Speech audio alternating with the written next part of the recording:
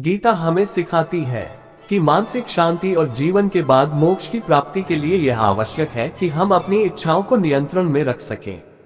गीता ये भी सिखाती है कि मृत्यु का भय व्यर्थ है, क्योंकि मृत्यु हमारे शरीर में विराजमान आत्मा को कभी नहीं मार सकती। मृत्यु केवल मांसपेशियों से बने शरीर का अंत है। कर्म करना सबसे महत्वपूर्ण बात है और व्यक्ति को पूरी निष्ठा और विश्वास के साथ कार्य करना चाहिए, जबकि काम करते समय परिणाम का भय और फल की उम्मीद करना बेकार है। गीता के अनुसार ईश्वर हर क्षण हमारे साथ है और कण कण में विद्यमान है। अपने मन में दूसरों के लिए बुरे भाव या बुरे विचार रखना ही हमारे अपने विनाश का कारण है। इसलिए इन बुरे विचारों को अपने मन से दूर रखना चाहिए। गीता में कहा गया है कि क्रोध से भ्रम पैदा होता है, जो बुद्धि को विचलित करता है।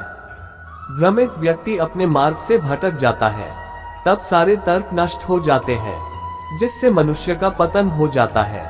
इसलिए हमें अपने क्रोध पर नियंत्रण रखना चाहिए।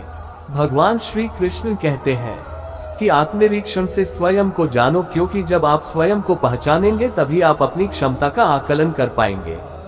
ज्ञानरूपी तलवार से अज्ञान का नाश करना चाहिए।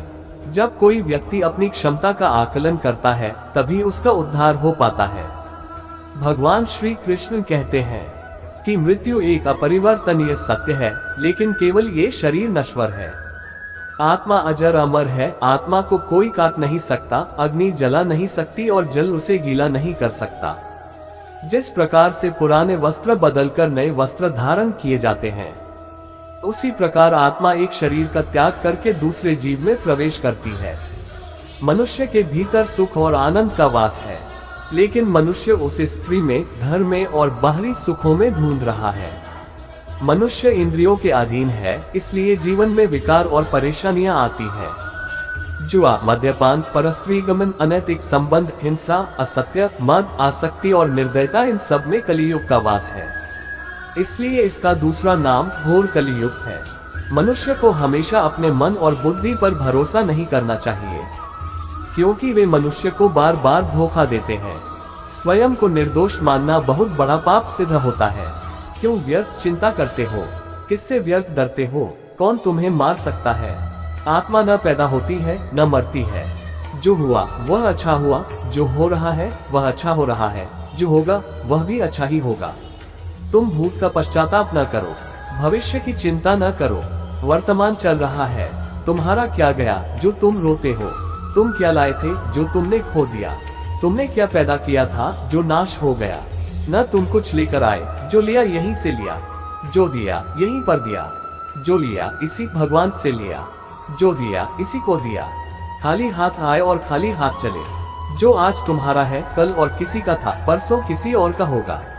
तुम इसे अपना समझकर मग्न हो रहे हो। बस यही प्रसन्नता तुम्हारे दुखों का कारण है। परिवर्तन संसार का नियम है। जिसे तुम मृत्यु समझते हो वही तो जीवन है। एक क्षण में तुम करोड़ों के स्वामी बन जाते हो, दूसरे ही क्षण में तुम दरिद्र हो जाते हो। मेरा तेरा, छोटा बड़ा, अपना पराया, मन से मिटा दो, फिर सब तुम्हारा है, तुम सबके हो। न ये शरीर तुम्हारा है न तुम शरीर के हो। यह अग्नि, जल, वायु, पृथ्वी, आकाश से बना है और इसी में मिल जाएगा, परंतु आत्मा स्थिर है। फिर तुम क्या हो? तुम अपने आप को भगवान को अर्पित करो। यही सबसे उत्तम सहारा है। जो इसके सहारे को जानता है वह भय, चिंता व शोक से सर्वदा मुक्त है। जो कुछ भी तू करता है उसे भगवान को अर्पण करता चल। ऐसा करने से सदा जीवन मुक्त का आनंद अनुभव करेगा।